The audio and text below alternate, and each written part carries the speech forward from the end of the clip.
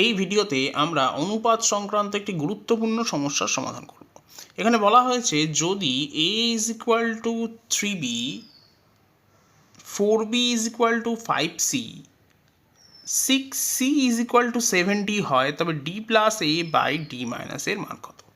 এখন এই প্রথম যে রিলেশনটা আছে এখান থেকে আমি লিখতেই পারি যে a by b is equal to 3 বা 3/1।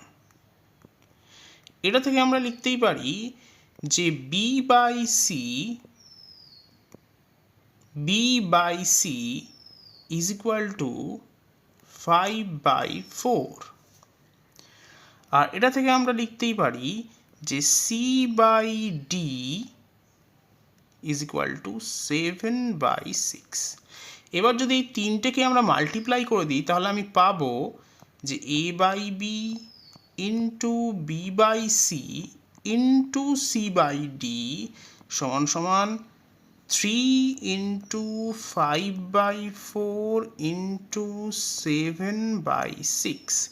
এখানে বিবি ক্যান্সেল হচ্ছে, সিসি ক্যান্সেল হচ্ছে, এখানে 3 দিয়ে ক্যান্সেল করছি আমি 6কে, তাহলে পাচ্ছি 2। তাহলে আলটিমেটলি আমি পাচ্ছি 35/8।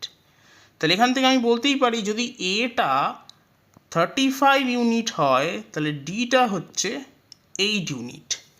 তাহলে D plus A by D minus এর ভ্যালু হবে 8 প্লাস 35 ডিভাইডেড বাই 8 মাইনাস 35। এখন 35 আর 8 যোগ করলে আমি পাচ্ছি 43, আর 8 থেকে 35 মাইনাস করলে আমি পাবো -27।